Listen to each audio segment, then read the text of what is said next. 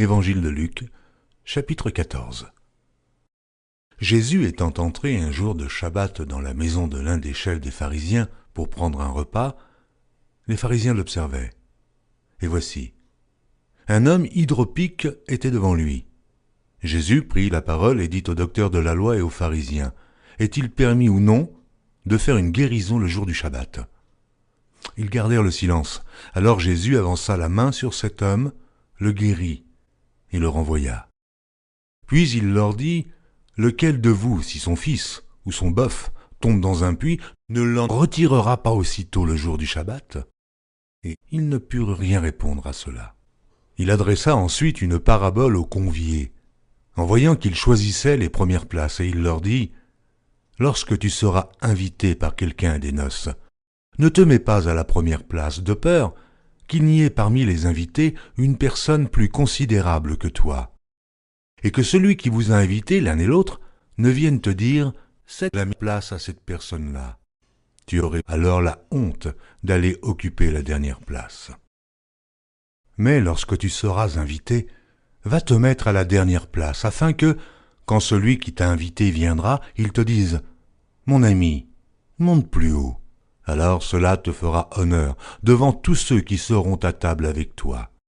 Car quiconque s'élève sera abaissé, et quiconque s'abaisse sera élevé. Il dit aussi à celui qui l'avait invité, « Lorsque tu donnes à dîner ou à souper, n'invite pas tes amis, ni tes frères, ni tes parents, ni des voisins riches, de peur qu'ils ne t'invitent à leur tour et qu'on ne te rende la pareille. Mais lorsque tu donnes un festin, invite des pauvres, des estropiés, des boiteuses et d'aveugles, et tu seras heureux de ce qu'ils ne peuvent pas te rendre la pareille, car elle te sera rendue à la résurrection des justes. » Un de ceux qui étaient à table, après avoir entendu ces paroles, dit à Jésus, « Heureux celui qui prendra son repas dans le royaume de Dieu. » Et Jésus lui répondit, « Un homme donna un grand souper, et il invita beaucoup de gens.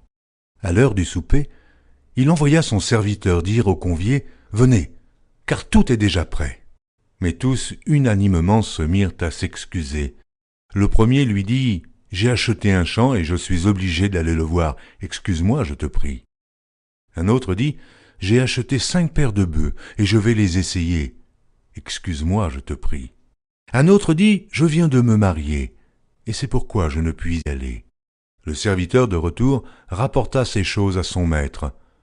Alors le maître de la maison, irrité, dit à son serviteur, « Va promptement dans les places et dans les rues de la ville, et amène ici les pauvres, les estropiés, les aveugles et les boiteux. » Le serviteur dit, « Maître, ce que tu as ordonné a été fait, et il y a encore de la place. » Et le maître dit au serviteur, « Va dans les chemins et le long des haies, et ceux que tu trouveras, contrains-les d'entrer, afin que ma maison soit remplie.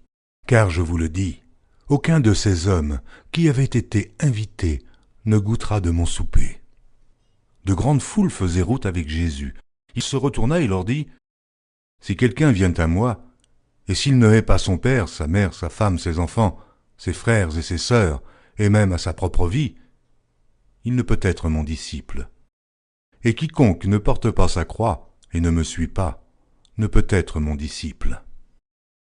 Car lequel de vous, s'il veut bâtir une tour, ne s'assied d'abord pour calculer la dépense et voir s'il a de quoi la terminer, de peur qu'après avoir posé les fondements, il ne puisse l'achever, et que tous ceux qui le verront ne se mettent à le railler en disant « Cet homme a commencé à bâtir et il n'a pu achever. » Ou quel roi, s'il va faire la guerre à un autre roi, ne s'assied d'abord pour examiner s'il peut, avec 10 000 hommes, marcher à la rencontre de celui qui vient l'attaquer avec 20 000? S'il ne le peut, tandis que cet autre roi est encore loin, il lui envoie une ambassade pour demander la paix. Ainsi donc, quiconque d'entre vous ne renonce pas à tout ce qu'il possède ne peut être mon disciple. Le sel est une bonne chose, mais si le sel perd sa saveur, avec quoi l'assaisonnera-t-on? Il n'est bon ni pour la terre, ni pour le fumier. On le jette dehors. Que celui qui a des oreilles pour entendre, entende.